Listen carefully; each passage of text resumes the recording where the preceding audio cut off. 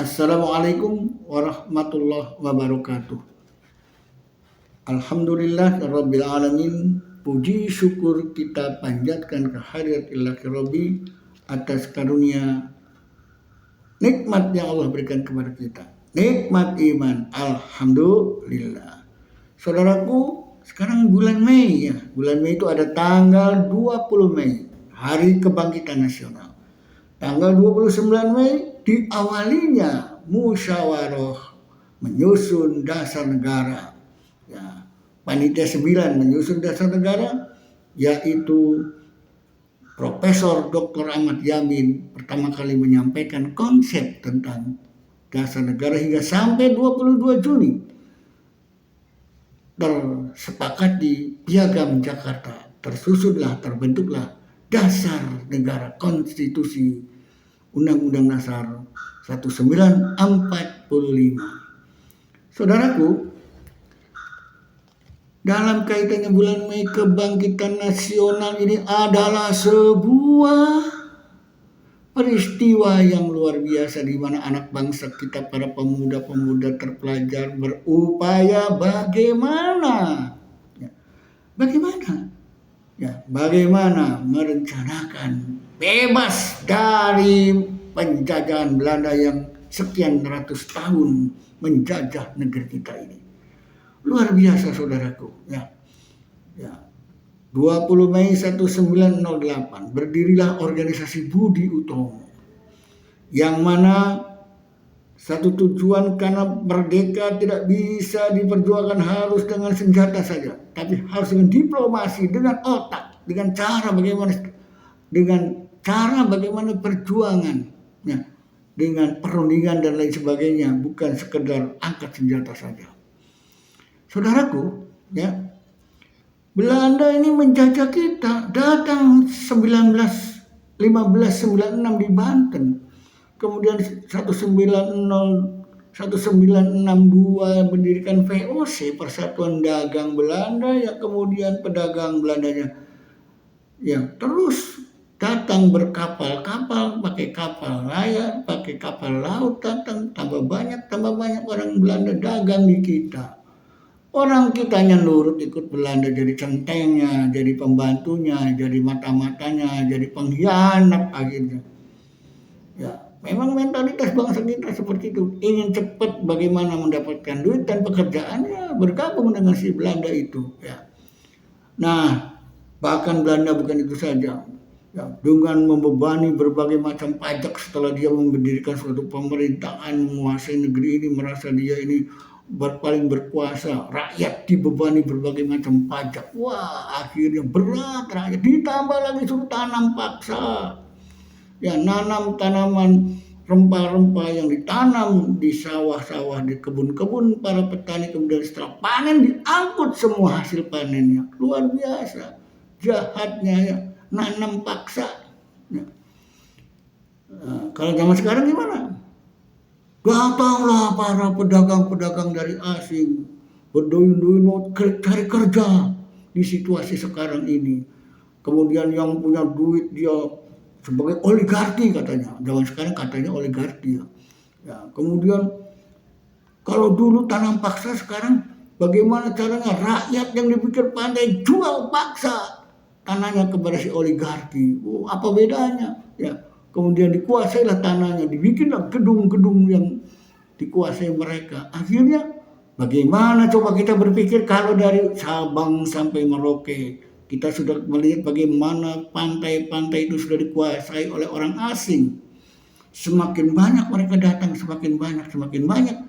Akhirnya kalau dulu Belanda caranya begitu, sekarang orang asing yang sekarang caranya nggak beda. Cuma mereka berpura-pura nanam investasi, tapi dia akan menguasai. Inilah kita harus hati-hati ke depan. Nilai kebangsaan kita ini harus diuji. Apakah akan dibiarkan terus seperti itu? Kalau dulu zamannya Pak Harto Orde Baru, penduduk kita dikurangi, ikut KB jangan banyak-banyak. Malah sekarang penduduk asing pada berdatangan banyak-banyak.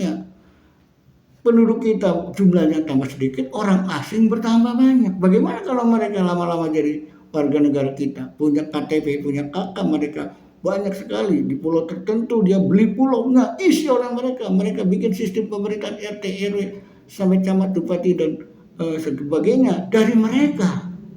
Orang-orang pribumi akan terpinggirkan.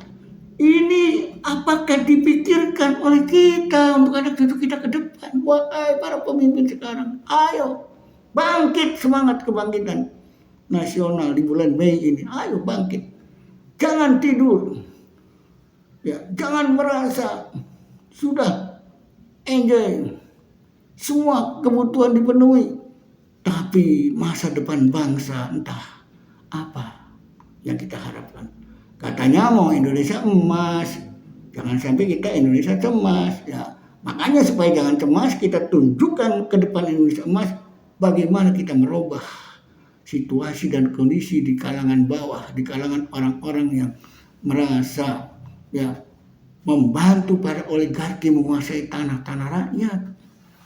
Makanya kembalikan kesadaran, ya, siapapun yang merasa bersalah, ya, yang telah banyak membantu oligarki, dibantu oleh oligarki mendapatkan keuntungan dan seterusnya, bahkan yang telah menggelapkan uang negara tuh. Makanya Indonesia gelap tuh karena banyak uang negara digelapkan alias dikorupsi, jadi Indonesia gelap, ya.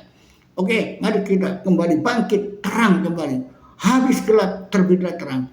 Makanya berharap kepada Bapak Presiden yang terhormat Pak Prabowo, ya, ayo Pak, semangat Pak, bangun negeri ini Pak, dengan bekerja sama dengan rakyat untuk bisa bagaimana bersemangat kembali membangun negeri ini. Jangan sampai malah akhirnya jadi bagi banyak masalah yang tak pernah terselesaikan. Jangan sampai menyelesaikan masalah malah tambah masalah. Mari masalah ini kita selesaikan dengan cantik dan baik. Bapak sebagai presiden bisa, ya, karena presiden adalah berkuasa. Ayo dong Pak, mumpung Bapak ya masih kuat, masih sehat. Bagaimana kalau Bapak sakit? Bagaimana rakyat akan ke depannya? Waduh Pak, ayo Pak, semangat demi untuk bangsa kita ke depan. Ya, ingatkan rakyatnya Pak, ajak rakyatnya, suruh sadar Pak, yang beragama taat pada agamanya, laksanakan beribadah dengan baik. Itu pesan Allah dalam Al-Quran Pak. Ayo Pak, amalkan Pak. Saya yakin agama lain juga sama, ya. Ajak rakyatnya taat beribadah, fal ya'budu rabb hadzal bait. Ajak rakyatnya untuk hidup, ya, beribadah, rajin taat kepada Allah, beriman dan takwa. Itulah sila pertama, ya. Kemudian alladzi at'amahum min ju', ya. Jangan sampai rakyatnya kelaparan, beri makanan, kesejahteraan. Itu sila kedua. Sila kelima Pak, ya, alladzi at'amahum min ju' wa amanahum min khauf. Rakyatnya dibikin aman, tidak ada rasa takut. Nah, di sini tugas TNI sama Polri, Satpol PP, Hansip dan seterusnya. Ayo kita membantu bagaimana ciptakan keamanan, ketertiban dan kedamaian, ya gitu. Jangan sampai kemudian petugas-petugas yang untuk menciptakan keamanan itu malah petugas-petugasnya bikin tidak nyaman. Rakyatnya harus bisa berlindung, malah rakyatnya ini tidak punya harapan berlindung kepada siapa. Pelindung negara adalah TNI, pelindung masyarakat adalah Polri. Begitu, ya, penciptakan kenyamanan, ketentraman di tingkat bawah masyarakat adalah Satpol PP, ya. Semuanya dengan semangat nasionalisme, kebangkitan nasional, dengan semangat taat beribadah, dengan semangat, ya, bagaimana memberikan ketentraman, kenyamanan, kesejahteraan. Insya Allah keadilan akan ada. Yuk, yang merasa banyak dosa, ya, yang sementara sekarang ini saudara enjoy, masih takut dan was-was. Bagaimana kalau Anda yang banyak dosa ini, ya kesadaran masyarakat sudah tinggi, sudah bagus, ya merasa kebangkitan dari satu tidur lelap dalam kegelapan yang selama ini kita bangun bangkit, ya. Jangan sampai uang negara digelapkan, suasana tidak nyaman dan sebagainya. Makanya terang, sumber terang, ya, kembali habis gelap terbitlah terang. Sehingga maka orang-orang yang banyak membantu untuk semangat kebangkitan nasional dalam kebenaran bangsa dan negara, mereka itu kelompok orang-orang yang faman ya'mal misqala dzarratin khairan yarah. Orang-orang yang melakukan perbuatan baik, maka dia akan mendapatkan kebaikan. Dan wa may ya'mal misqala dzarratin syarran yarah. Orang yang berbuat jahat, pengkhianat, koruptor, dia juga akan mendapatkan akibatnya. Nah, disinilah mudah-mudahan Pak Prabowo bisa memimpin negeri ini untuk menciptakan kesejahteraan, keadilan, keamanan, dan kenyamanan, dan rakyat siap membantu program pemerintah. Nah, itulah enaknya kalau pemerintah bekerja dengan rakyat, insya Allah rakyat akan bantu. Demikian kurang lebihnya. Assalamualaikum warahmatullahi wabarakatuh.